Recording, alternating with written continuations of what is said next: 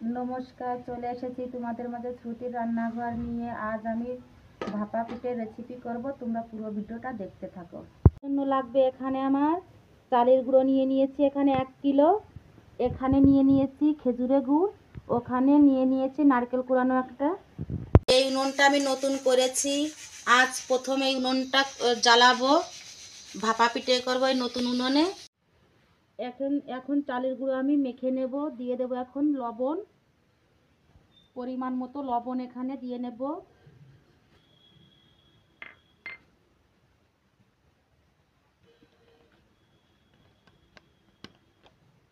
এইবার দিয়ে দেব জল, অল্প অল্প করে জল দিয়ে মেখে নেব।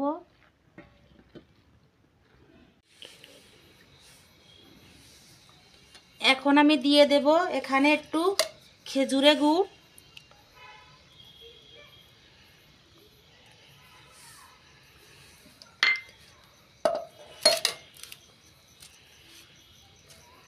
দিয়ে এইভাবে মেখে নেব। এইভাবে মেখে নিয়েছি ঝরঝরা করে, বেশি নরমও হবে না আবার বেশি ঝরঝরা হবে না, এরকমভাবে মেখে নিতে হবে। এখন আমি চেলে নেব। এইরকম একটা চালনি নিয়েছি, এখন এর ভিতরে গুঁড়োটা আমি দিয়ে দেব।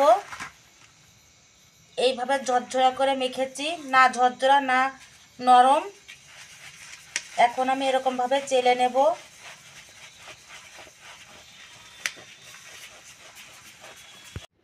এখন আমি উনুনটা ধরিয়ে দিয়েছি, এখন হাঁড়িটা বসিয়ে দেব।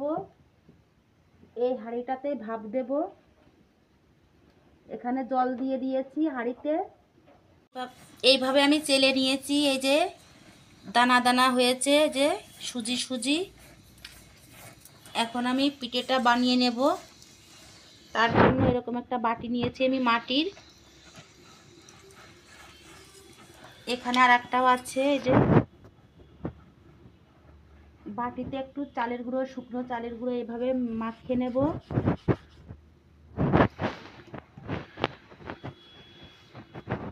মেখে নিলে পিঠেটা, এখন এইভাবে দিয়ে দেবো এই চালের গুঁড়োটা, এর ভিতর দিয়ে দেব পাটালি, দিয়ে দেব একটু নারকেল কুড়ানো,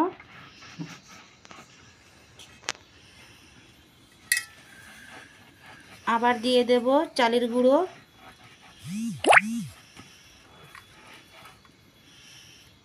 এইভাবে হালকাভাবে এরকম চেপে নেব, বেশি চাপবো না, হালকা করে চেপে নেব। হয়ে গিয়েছে আমার, এটা এইভাবে করে নেব। তোমাদের সুবিধার জন্য আর একটা করে দেখাবো। এইখানে আবার দিয়ে দেব চালের গুঁড়ো, দিয়ে দেব এখানে পাটালি,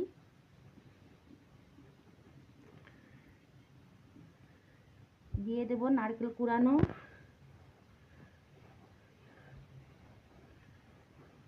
এবার উপর আবার দিয়ে দেব চালের গুঁড়ো। এইভাবে হালকাভাবে চেপে নেব, যে হয়ে গিয়েছে। এইভাবে এক এক করে সবগুলো করে নেব। জলটা দিয়েছে আমার ভাপ উঠে গিয়েছে, এখন আমি এরকমের চালন দিয়ে নিয়েছি। এই যে আমার কাছে ছাঁচ নেই, তার জন্য আমি এরকম একটা চালন দিয়ে নিয়েছি। এখন আমি এরকম একটা পাতলা এরকমের ওড়না নিয়ে নিয়েছি, এখানে এইভাবে পিঠেটা ঢেকে দেব।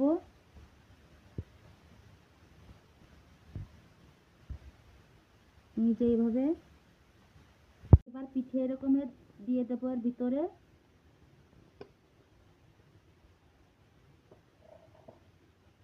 এইভাবে এখন পিঠেটা আমি ঢেকে দেব। 5 মিনিট ঢাকা দিয়ে জাল করে নেব। 5 মিনিট আমার হয়ে গিয়েছে, এখন আমি তুলে নেব।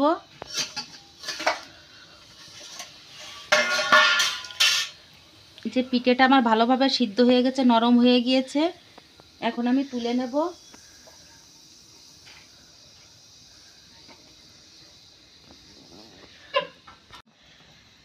এই যে পিঠেটা আমার হয়ে গিয়েছে।